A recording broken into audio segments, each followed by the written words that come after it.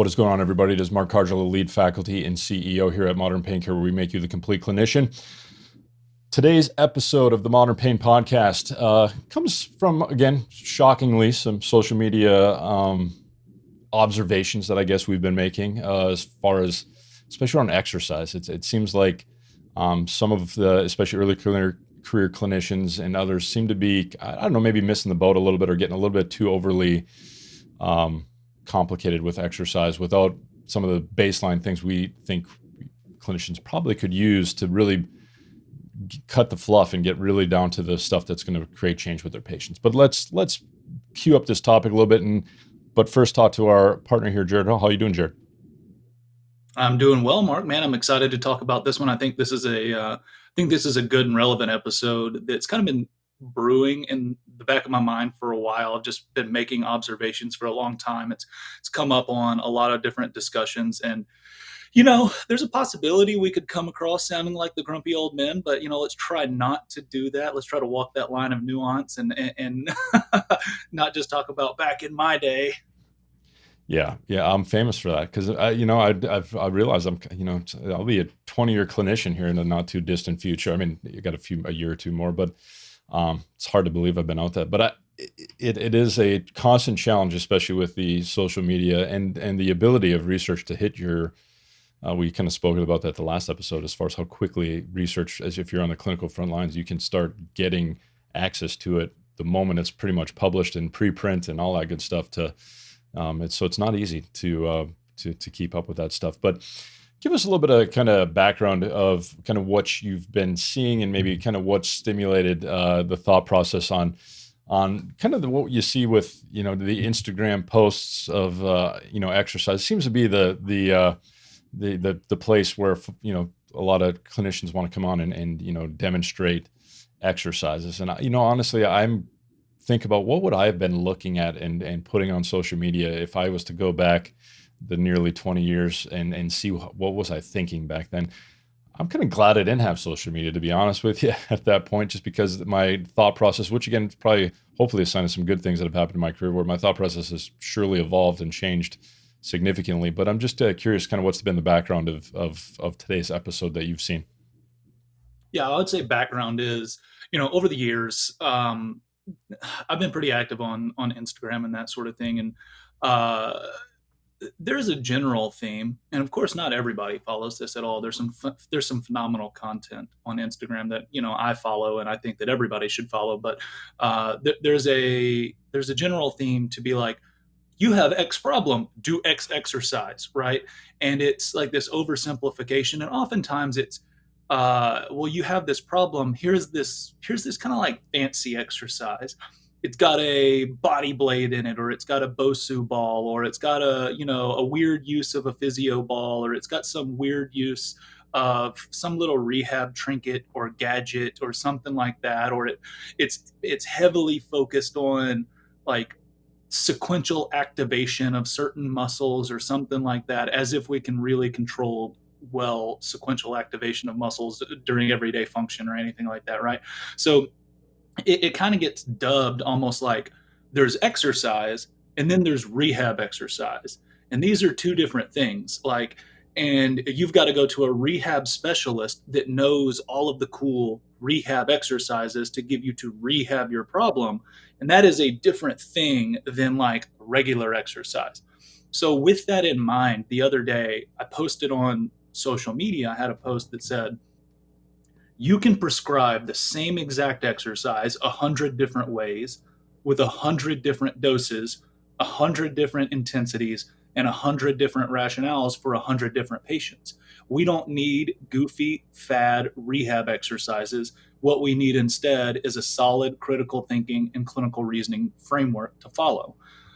So that was essentially my clapback, I guess you could call it. That's what the kids are saying these days, on these like fad these sorry, these fad goofy exercises and that sort of thing, because a lot of times there's not necessarily a huge foundational underpinning for those things. And if you're getting bored with regular exercise, regular exercise choices. We'll say regular exercises, squats, deadlift, presses, pushes, pulls, bridge, hip thrust, bridge of some sort, et cetera, et cetera.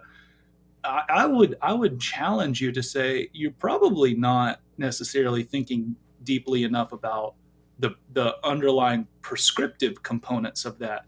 You're just giving the exercise without thinking about the sets, the reps, the duration, the intensity, the volume, all of the things that go into maybe actually making that exercise specific to that person, or more or less appropriate for that person. So that's kind of where all this stemmed from. A few things. Rehab trinkets. I'm gonna file that one away of the rehab trinkets that folks are rolling with. But yeah, no, I think exercise, and it's been that I went through the functional exercise craze of like where we got folks doing all sorts of interesting things and in ways that truly looking back, how friggin' functional. Again, you can get into athletes where there's some higher demands where you can get a little bit more challenging. It depends on the person you're working with, of course.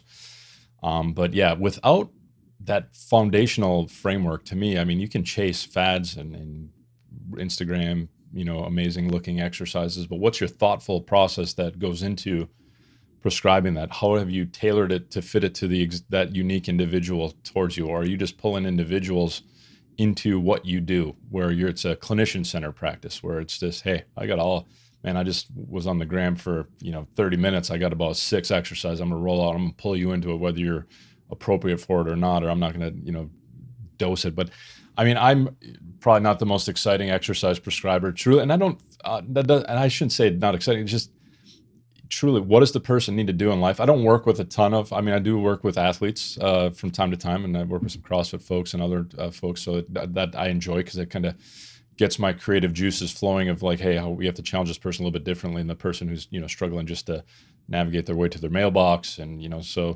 but again, it's what's the person want to be able to do? What's valuable in their life? That's a goal they want to attain. And what movements go into that goal, and structure exercises to make it look like it. Getting out of chair, squats, sit to stands. I mean, it doesn't have to be amazingly complex from a choice, but I definitely agree with you that how do you understand what's their movement baseline? What's been their loading history? What kind of sets, and where am I going? Am I going to go intensity first? Am I going volume? Am I, how many sets? What is it going to look like? How do I make sure I'm going to minimize that, inevitable, soreness that comes after working muscles that a lot of times people haven't worked with. So yeah, I can't agree more on the lack of a framework. And I definitely operated without one for a good chunk of the early part of my career, just because it was, you have this feeling of inadequacy and you grab onto authority figures of exercise. And I'm not saying a lot of the folks that put a lot of great material out there, nothing wrong with it. It's just, you need to recognize that they're often applying it with a very thoughtful, especially like, again, when we get into tendinopathy research, there's a lot of thoughtful application of load and force with folks in that situation. What do you think are kind of the ways, your early clinicians or even experienced clinicians who might feel they're in a rut on the exercise kind of reasoning perspective? What would be some things you think they can do to kind of improve their, foundations around what they're doing on the exercise front? Well, man, that's a loaded question. Yes, it is. That's probably a lot more than we could cover in this. But I think in general, there's a lot of clinicians don't have like a fairly decent strength and conditioning background, or just understanding of like, why do we prescribe exercise a certain way? What are the dosing parameters that really make sense? That sort of stuff. And of course, we're partnered with, a few people that run the across the continuum, continuing education approach for learning more about strength conditioning foundation principles and how to apply those to rehab patients and that sort of stuff. So I want to give them a shout out. Yeah, um, Joe Camerato and CJ De Palma, two folks that are joined the team that we've been excited. They ran their first cohort and they've had great feedback. So I'm excited I'm gonna actually just probably jump in the second one just so I can sharpen my skills. And I always learn stuff from, hanging around other smart people, and they've put together a pretty amazing program. So I'm excited for that. But anyway, as you were, back to you, Jared.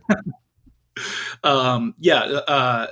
So I think just learning a little bit more about strength conditioning is important. But a lot of the things, we work with people in pain as well, and sometimes strength and conditioning is important for getting somebody back to having the capacity to undertake the loads and demands of their life, so they don't get injured, they don't get overloaded, they don't have as much pain. But also sometimes, like, we're prescribing exercise for pain, and I think about things like uh, you know, asking yourself the question, why am I prescribing this exercise? What is the purpose behind this exercise? And instead of just saying, well, this person has low back pain, so I'm going to give them a bridge.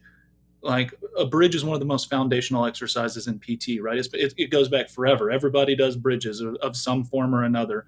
Um, and if you're in the strength and conditioning world, then you follow Brett Contreras, and he does hip thrusts, right, which is basically just a big fancy loaded bridge. So you're taking this exercise that is done in every PT clinic across the world pretty much, but you're asking why, right? Okay, well, I have a person that has low back pain, and they're extension intolerant. I'm prescribing a bridge to gradually expose them to lumbar extension. They're in control of moving into lumbar extension actively, and the higher they bridge, the more lumbar extension they get. And I can modify their feet height. I can modify their range of motion. I can modify, I can give assistance for that bridge. I can give load to that bridge. And all of these things could maybe be ways to adjust an exercise just to expose them to extension. Well, you might say, man, they have low back pain because I think they have significantly reduced endurance in their, posterior chain, lumbar extensors, hip extensors, and that sort of thing. It's like, well, okay, I'm gonna prescribe a bridge with an endurance component. So what I'm gonna do is really, really high rep bridges with short rest breaks, and I'm gonna look at total volume.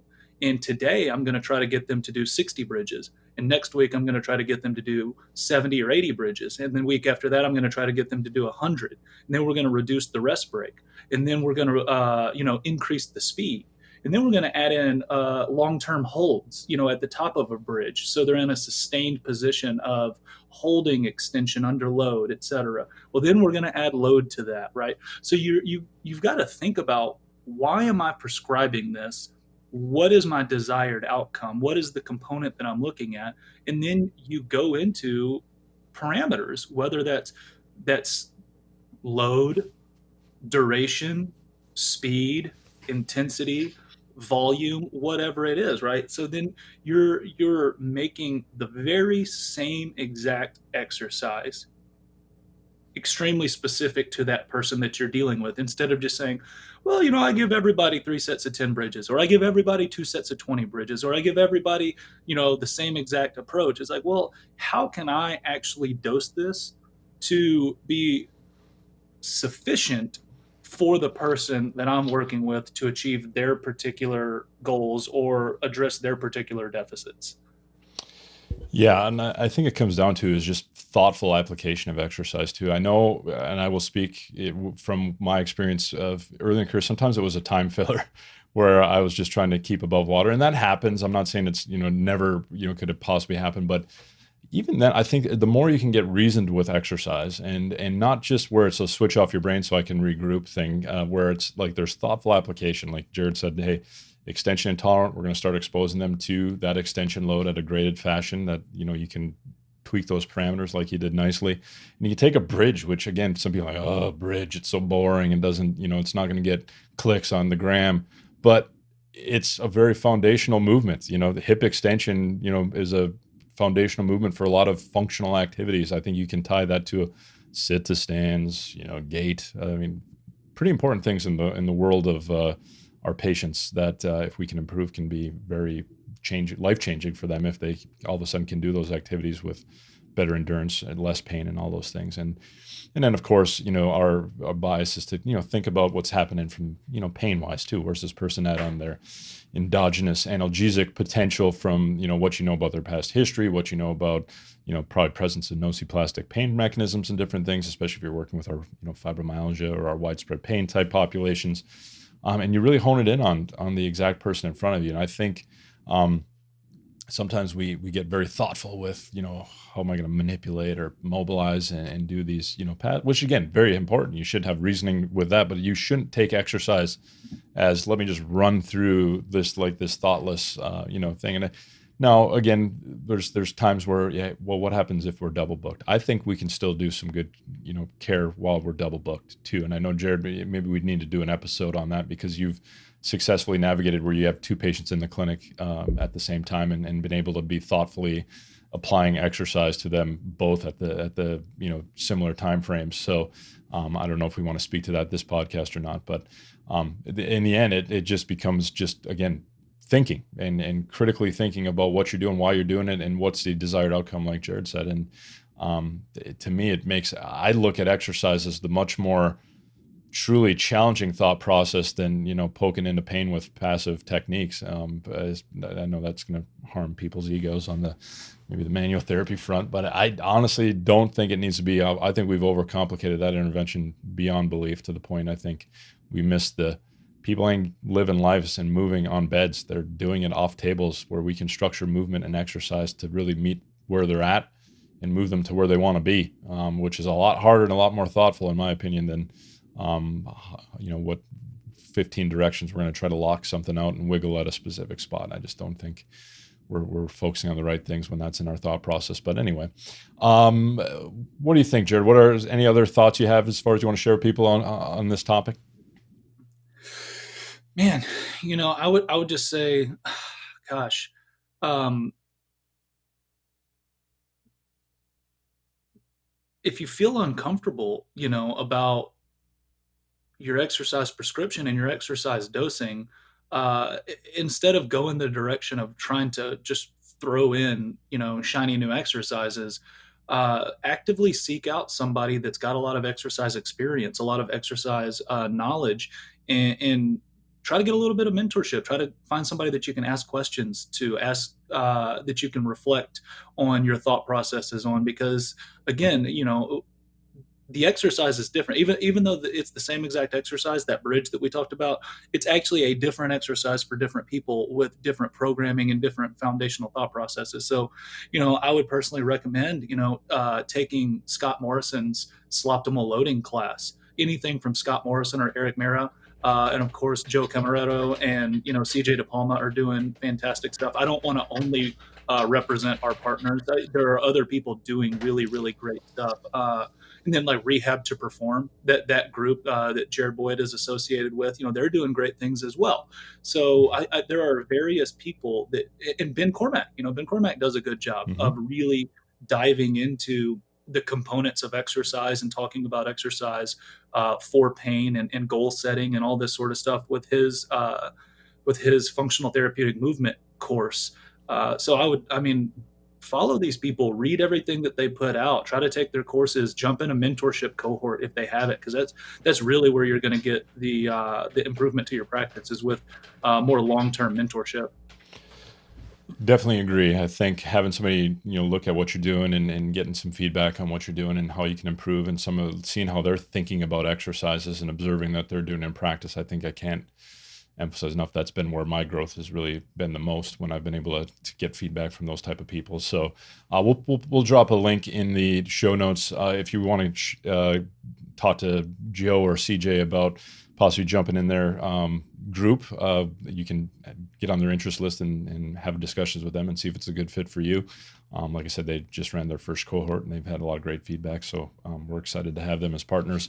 But Jared mentioned a lot of great people. I agree. I think we're not here just to toot our own horn a little bit, but of course there's a lot of people doing some great things.